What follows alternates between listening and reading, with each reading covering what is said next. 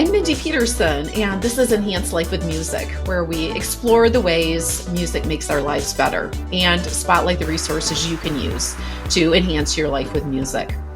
Today, we're talking about a topic that hits close to home for me, which I'll explain in a minute. We're talking about sleep and how music can be used as an intervention for sleep disturbances, especially for older adults and those with dementia.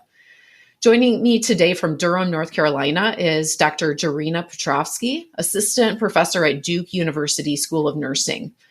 Dr. Petrovsky's research and teaching focuses on the intersection of music and dementia.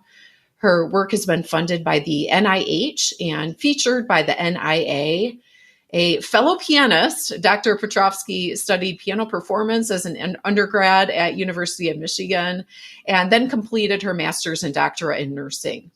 She has completed 2 postdoctoral fellowships at New York University and University of Pennsylvania. Dr. Petrovsky's background in music training and nursing science uniquely informs her research and goal of improving the lives of older adults living with cognitive impairment using non-pharmacologic approaches. Welcome to Enhance Life with Music, Darina. Great. Thank you for having me. It's great to have you. Looking forward to this. I mentioned in my introduction that this topic hits close to home for me, and I do have special empathy for people who deal with sleep issues because I had severe insomnia for several years, about 10 years ago. Fortunately, I was able to eventually find a doctor who was able to figure things out for me. But I can personally vouch for the fact that sleep disturbances are incredibly disturbing. Very common for older adults and those living with Alzheimer's or other forms of dementia. I felt like I had Alzheimer's during that time period of insomnia. And so I can easily imagine how sleep issues compound and exacerbate the symptoms of people who do have a diagnosis and diminish their cognitive function exponentially and their quality of life. And in addition to impacting their quality of life and just their general sense of well-being, sleep disruption can lead to more time in healthcare facilities, increased reliance on meds, faster disease progression, and greater susceptibility to other illnesses. And then you have this third-party domino effect on their caregivers. When a patient's sleep is disturbed, the caregiver's sleep is disturbed, as any parent of young children knows. Yeah. And that affects their cognitive function and their emotional capacity, their immune system function, and their quality of life. And we need to make sure our caregivers are being taken care of. We don't have enough of them, and they're often overworked and underpaid and overwhelmed and dealing with burnout. Enter your research. So tell us about your research on this topic of how music can be used to improve sleep for older adults and those living with dementia. Yes, thank you, Mindy. So my work started, when I entered my PhD, I was really excited to look at the impact or examine the impact of music-based interventions on older adults living with dementia, as well as their care partners. And as I was graduating with my PhD, I had done some work in this space, but I really wanted to dive into the intervention piece, right? Like how to actually make an impact. And sleep disturbances are symptoms under the umbrella of neuropsychiatric symptoms or behavioral symptoms in persons living with dementia.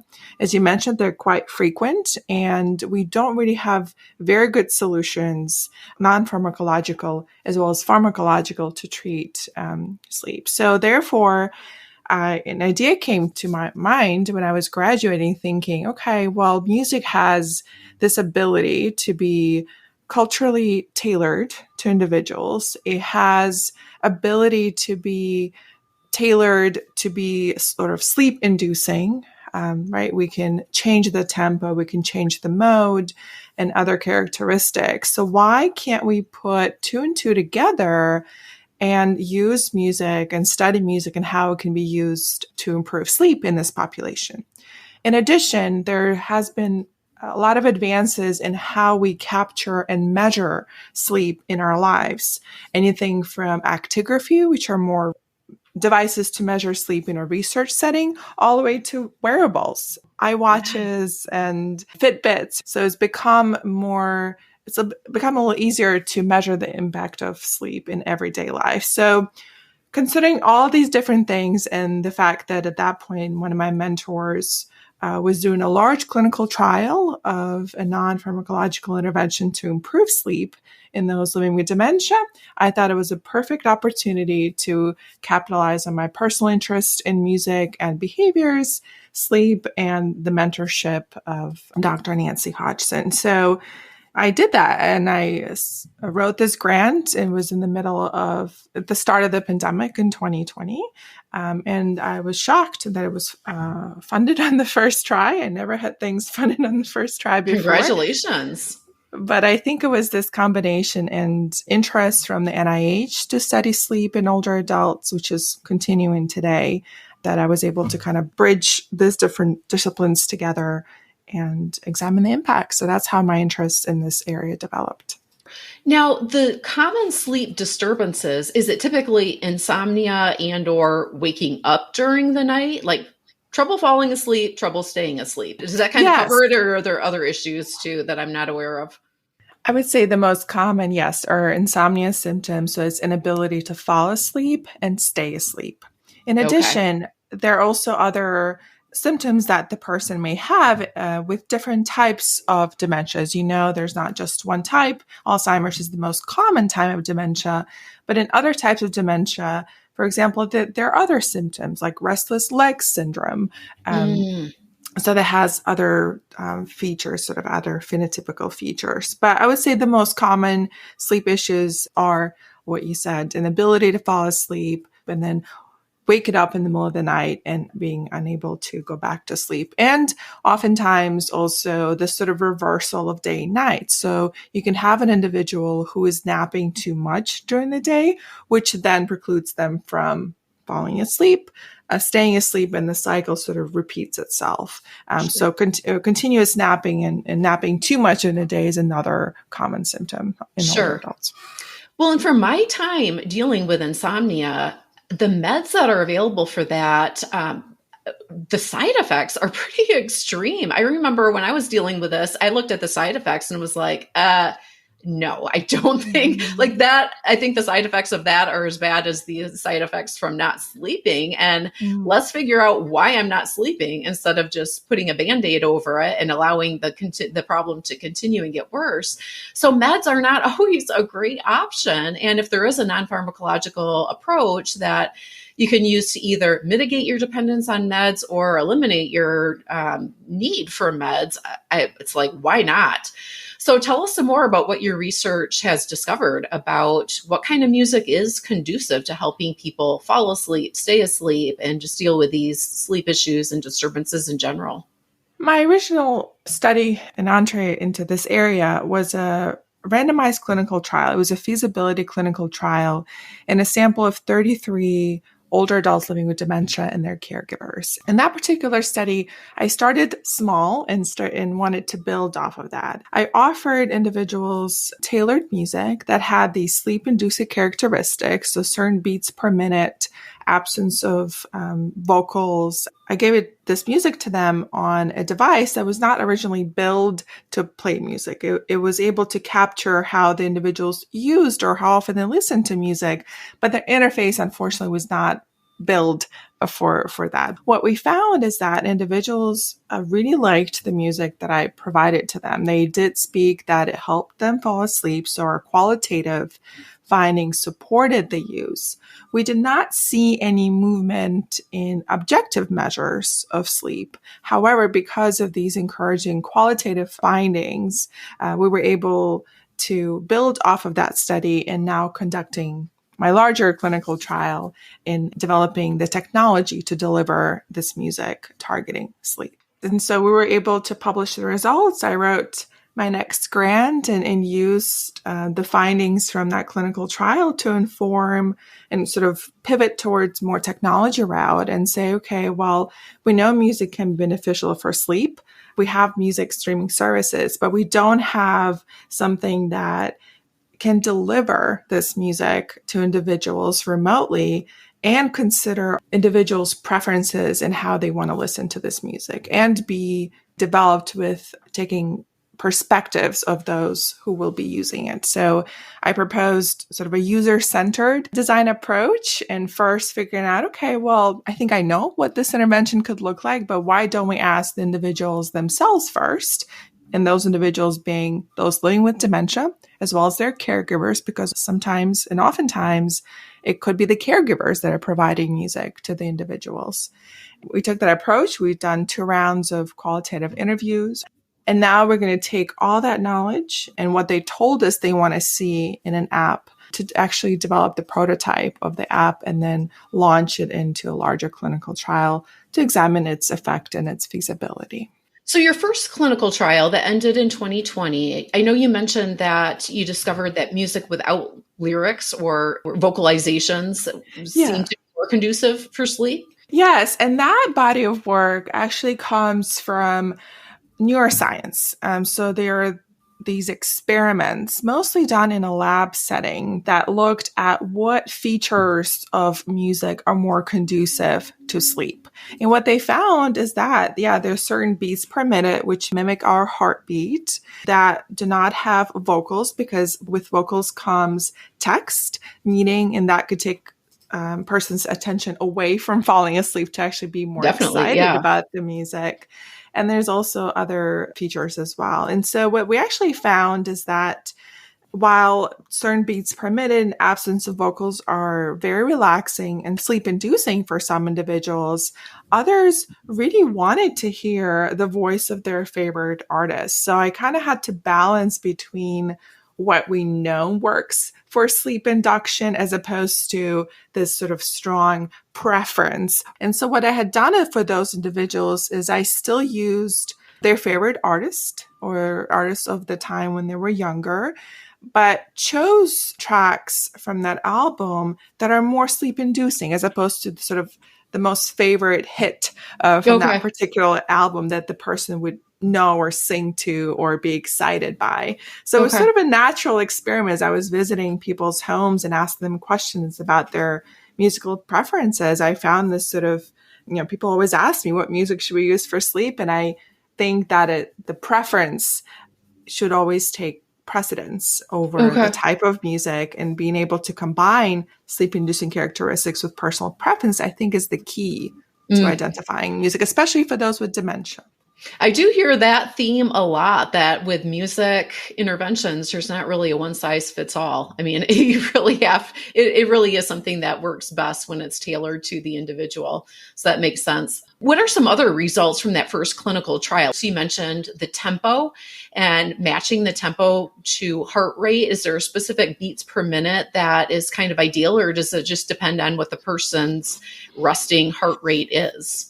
I would say it depends on the person's resting heart rate, which of course can change as we get older, or it's much lower in individuals who are more physically fit. Essentially, the main results of that work is that music is a promising tool to affect sleep in older adults, but we need to have more user-centered methods to develop this music, take in consideration not just the fact that we're targeting older adults, right, who may have both visual as well as sensory impairment, but we're also targeting those who have cognitive impairment, who have memory issues and other symptoms. In addition to sort of the next layer of complexity is that the caregiver can be quite heavily involved in delivering the music. And when I had originally designed the study, I don't think I thought too much about how the role of the caregiver in this whole scenario. And I've had some caregivers part of that study saying, well, I know you're thinking about my loved one or my family member when you're thinking about the music, but I could also benefit from some of this music.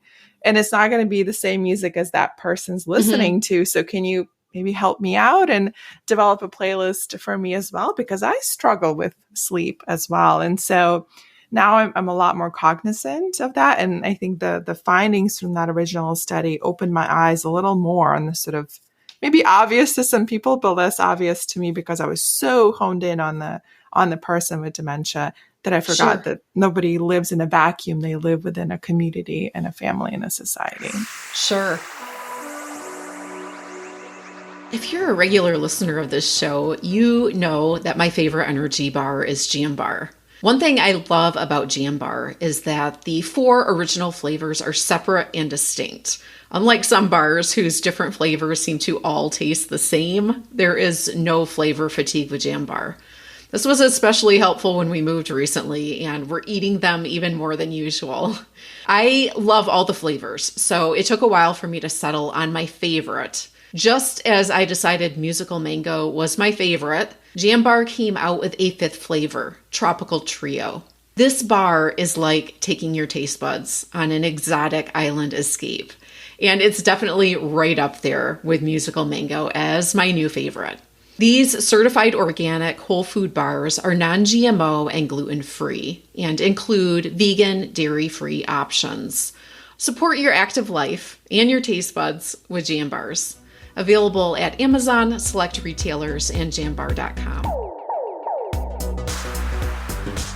Well, tell us about the second clinical trial that you're, I think, in the middle of right now, or are you toward the end of it? Where are you in that process? No, I wish it was towards the end of it. I'm about halfway. Okay. I'm about halfway through a 5-year study, and so the first 2 years were spent setting the groundwork, the interviews with caregivers as well as those living with dementia, helping us identify the prototype features of the app. So that work we just finished. And now we have identified an app developer in North Carolina who's working with us, who's worked quite extensively with other Duke researchers.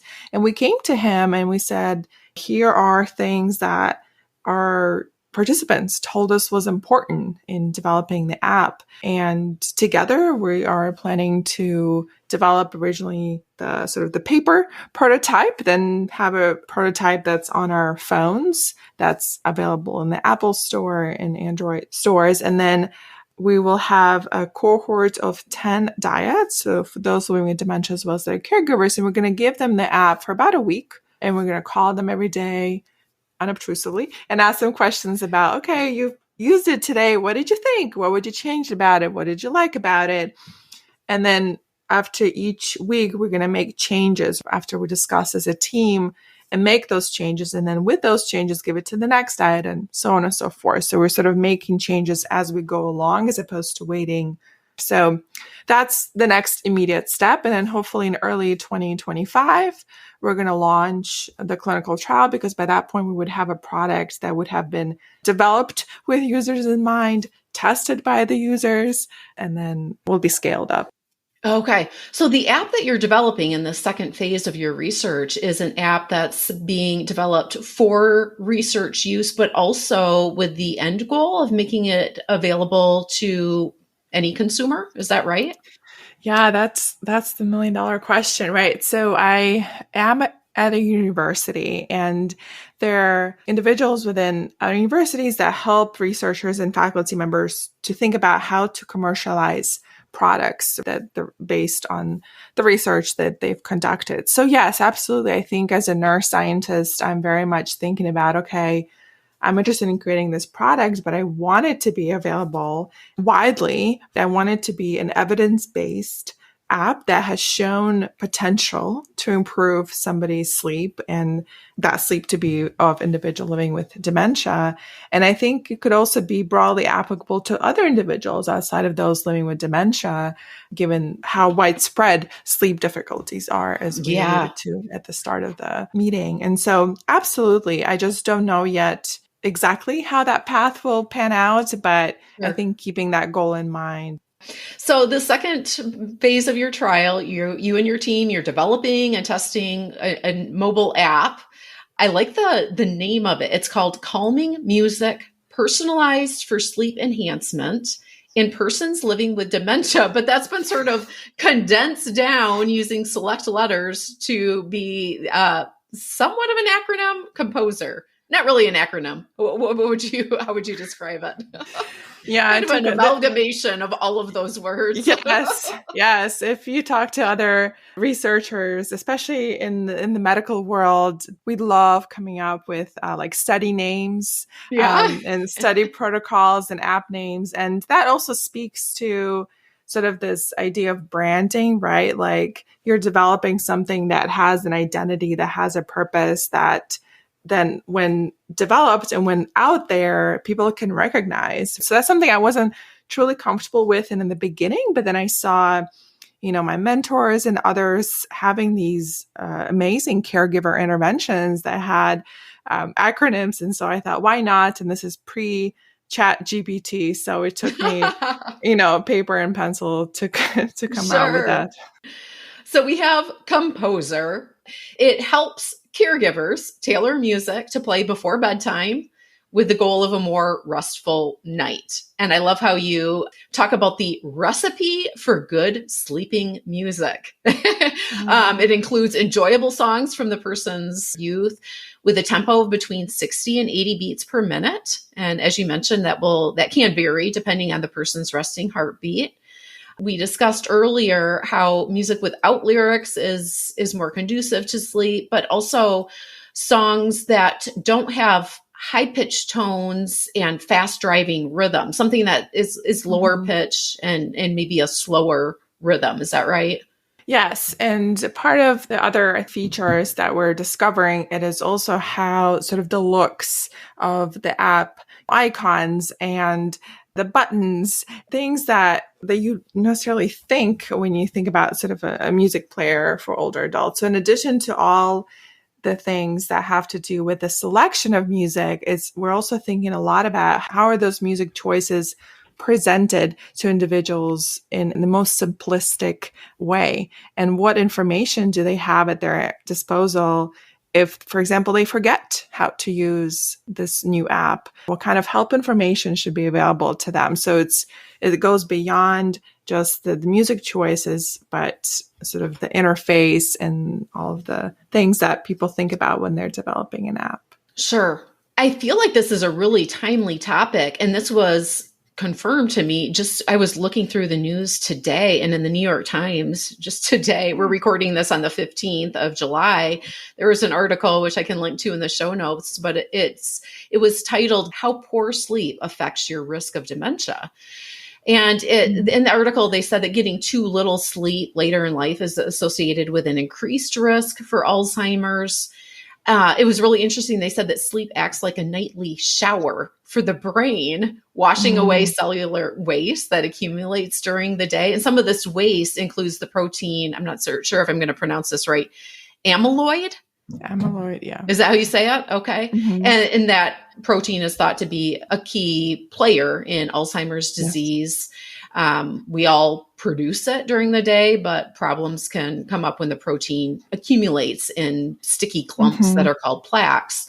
And the longer someone's awake, the more that can build up. So it was really interesting to read this article. And one of the researchers who was quoted was saying, lack of sleep is probably not sufficient in and of itself to cause dementia, but it's definitely a risk factor for increasing your risk of dementia.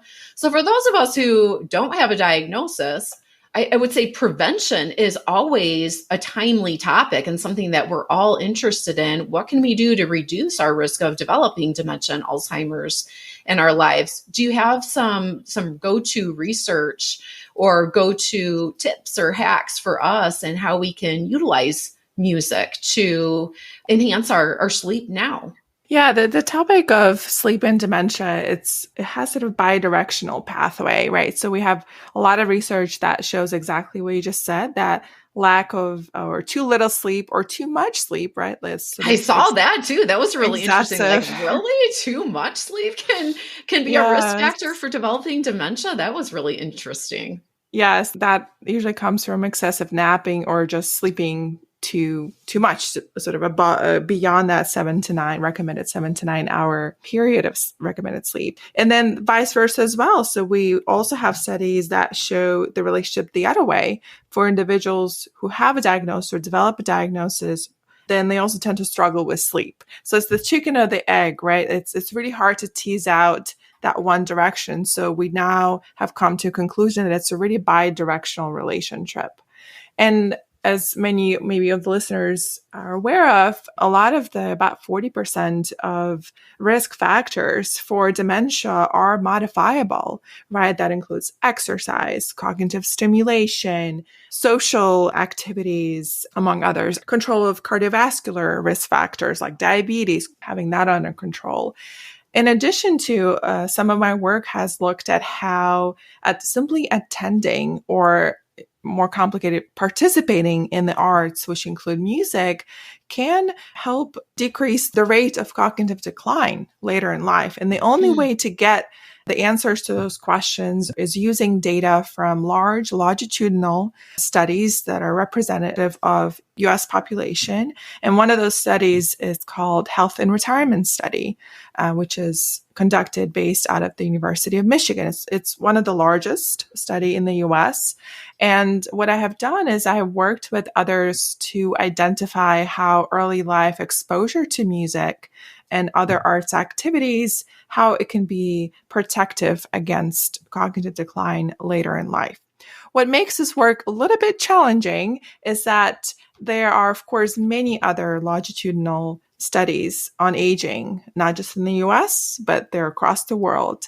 Unfortunately, most of them do not have very good measures or instruments or scales that looked at arts participation earlier in life. Normally it's clumped and under like social engagement measures and such. So it doesn't let us tease out exactly the contribution of the arts, right, under that broader umbrella, or more specifically music participation. And so as we get these studies underway, as they're undergoing, my sort of dream goal is to integrate some of these more specific measures of arts participation, because we really don't know, is it simply attending arts that helps us? Is it learning how to play an instrument? Is it perhaps singing in the choir for some individuals? And people ask me those questions, and we really don't have that level of detail yet figured out. But we know that under the general umbrella of arts engagement, perhaps it is the social aspect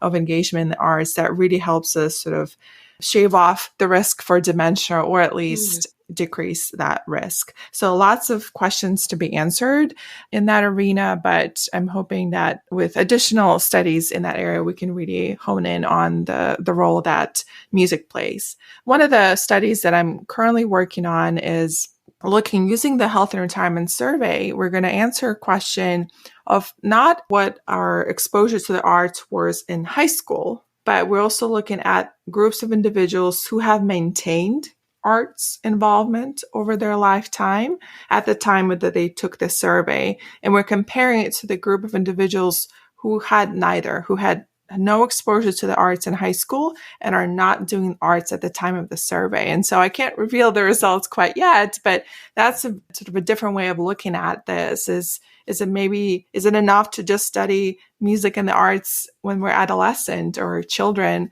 or do we really need to maintain that over our lifetime to help us avoid dementia diagnosis? Well, it's really interesting to hear a little bit of the behind the scenes aspect of how this research is conducted, sort of like a look at how the sausage is made, so to speak, because all of the research that's going on right now, and I feel like there is an explosion of research, partly because of what you mentioned with the wearables, the watches, the Oura rings, but also the fMRIs. There's so many non-invasive ways to now really see scientifically what's happening when we're listening to music or when we're making music. And that is really leading to an explosion of research, which is fantastic, because we need your research. We need this vital research to substantiate the powerful positive effects and the potential that music has on health. There's so many of us musicians who are like, yeah, of course it works, but that's not enough to justify insurance covering this and providing reimbursement. It's not enough for a lot of other aspects of making this available to the masses. And so I'm just really grateful for the research that you're doing to substantiate the efficacy of some of these interventions. Well, is there a place that we can go to stay posted on the outcomes of your second phase of this clinical trial that you're in? I will definitely share my university profile with you, and I think you can put in the show notes, as well as I also have been inspired recently in thinking about how to translate and make my work more available to the audiences. I started a Substack newsletter that would help, I think, bridge some of this work and talk about sort of the latest research in this area and what we can learn from it, sort of translation of research findings. Great. Any other resources that you want listeners to be aware of in this subfield of how they can use music to enhance sleep? I would say one of the resources that I really enjoyed so far that I think would be of interest to listeners is actually the National Institute on Aging. There's a blog as well as sort of the news and pages through their website, which is how some of my work got out there as well. They have excellent sleep education resources that I could share with you.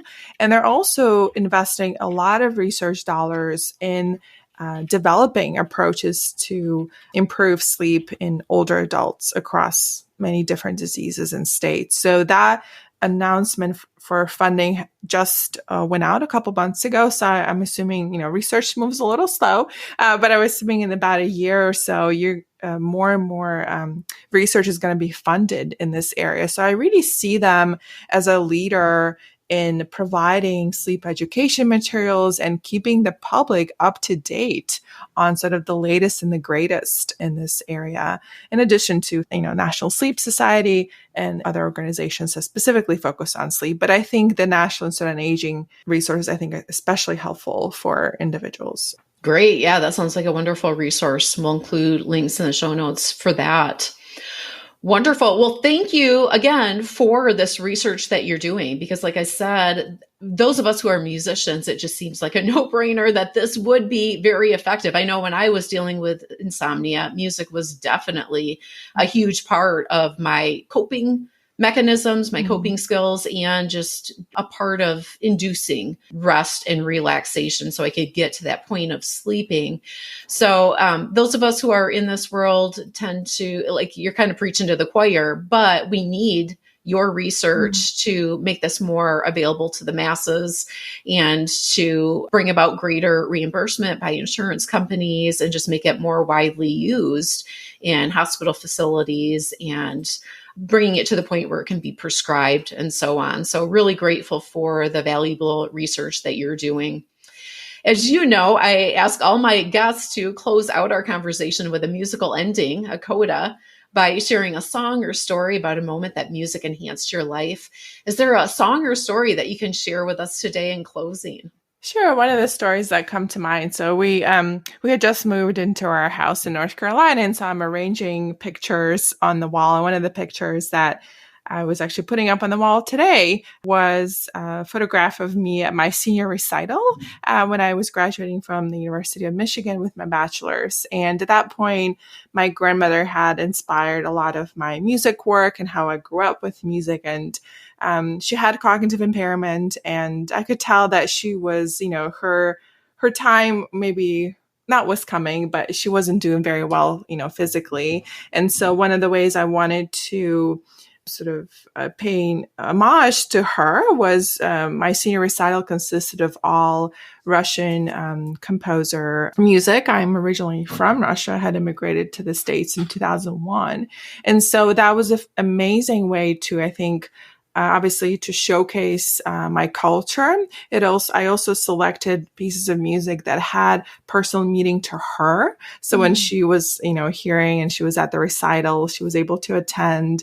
That also was a special way, I think, to connect through music, even though, maybe we didn't use words, right? Like as much. And that was such a special moment. And I had a photographer come out. Of course, we recorded it. And that was really like ingrained in my mind for many years and still is sort of a way to finish on a strong note to connect my culture, our family sort of together. And I really had a blast doing that performance. And now look at pictures. It's right next to our piano at home. And so I can tell my kids about it.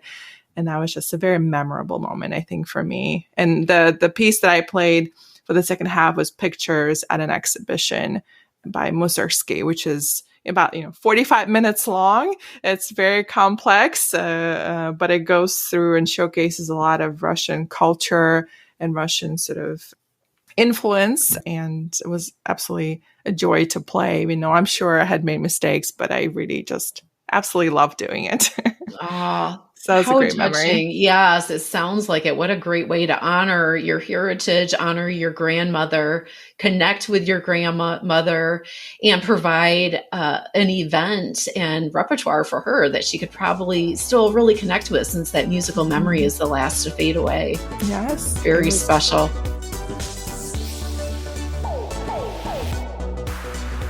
Thanks so much to Darina and all the other researchers out there who are demonstrating scientifically the healing power of music. It's so interesting to hear about how some of this research takes place, and exciting that clinical trials are proving music's efficacy as non-pharmacologic, non-invasive interventions for a variety of conditions, many of which have been covered on this show. You'll find all the links from today's conversation in the show notes, as well as a transcript of this episode and links to related episodes you may enjoy.